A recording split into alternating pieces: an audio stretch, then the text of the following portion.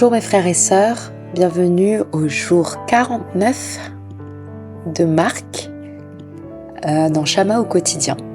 Aujourd'hui nous arrivons à la fin de l'évangile avec le chapitre 16 versets 1 à 20 intitulé « Le Seigneur ressuscité, monté au ciel et ses disciples envoyés en mission ». Après la crucifixion, la mort et l'ensevelissement de Jésus, tout le monde pensait que tout était terminé. Chacun s'imaginait pouvoir retourner à sa vie d'avant, pourtant, ils avaient oublié que Jésus avait annoncé à 3 reprises que le Fils de l'homme serait livré, mis à mort, puis ressusciterait le 3e jour. Il avait même demandé à ses disciples de l'attendre. Quand Marie-Madeleine se rend au tombeau pour oindre le corps de Jésus, elle découvre que la pierre est roulée et que le corps a disparu. C'est alors que le Seigneur ressuscité lui apparaît. Ensuite, Jésus ressuscité, portant désormais l'image glorieuse de la résurrection divine, se montre aussi à ses disciples. Au début, ils ne le croient pas, mais peu à peu, ils reconnaissent que c'est bien leur Seigneur vivant. Jésus les reprend pour leur manque de foi, puis les envoie de nouveau.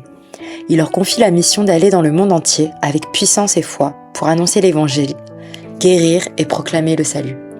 Alors quelle mission, quel encouragement et quel rappel ces derniers chapitres de Marc adressent-ils aux chrétiens et à l'Église aujourd'hui? Premièrement, le Seigneur victorieux sur la vie et sur la mort. Toutes les prophéties concernant Jésus-Christ se sont accomplies en lui.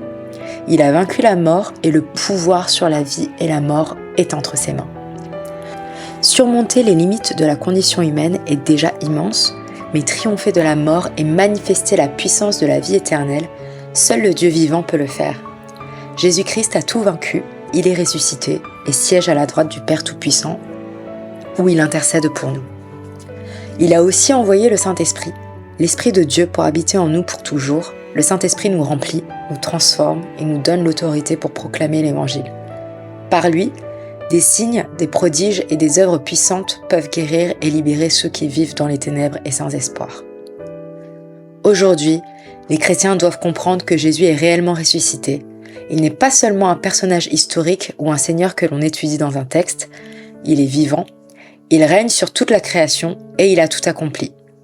Si nous pouvons nous tenir devant Dieu, ce n'est pas parce que nous sommes capables d'être parfaits, mais parce que Jésus-Christ a tout accompli pour nous.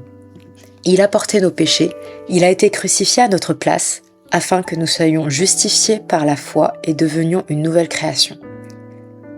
L'ancienne créature est passée, toutes choses sont devenues nouvelles. Cette nouvelle créature est remplie de mission et de puissance. Le Saint-Esprit manifeste sa force infinie à travers nous, malgré nos limites, pour apporter guérison, délivrance et salut à chacun. C'est pourquoi nous devons non seulement accepter Jésus comme sauveur, mais aussi accueillir pleinement tout ce qu'il a accompli, y compris les dons et la puissance du Saint-Esprit.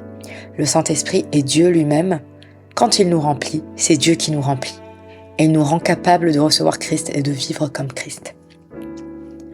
Deuxièmement, l'Église doit être remplie de la puissance de la foi. Pour nous qui croyons en Jésus, l'Esprit de Dieu habite en nous pour toujours. Ensemble, nous formons la famille des croyants, l'Église du Dieu éternel. Cette Église est composée des personnes remplies de la vérité de Jésus-Christ, animées par la foi et la mission, et désireuses de refléter l'image du Christ dans ce monde. Par l'amour et le salut du Christ, nous voulons avoir son cœur, porter son amour autour de nous et annoncer l'Évangile jusqu'aux extrémités de la terre.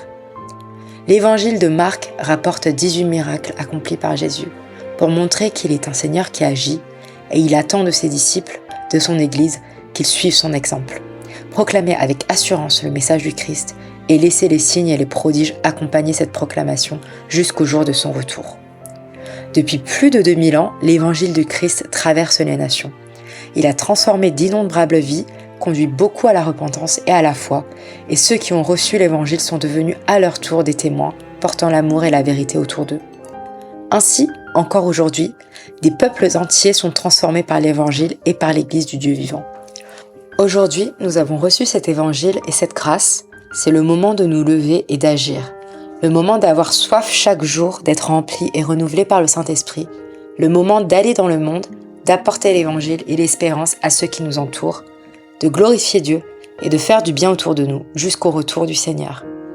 Que Dieu vous bénisse.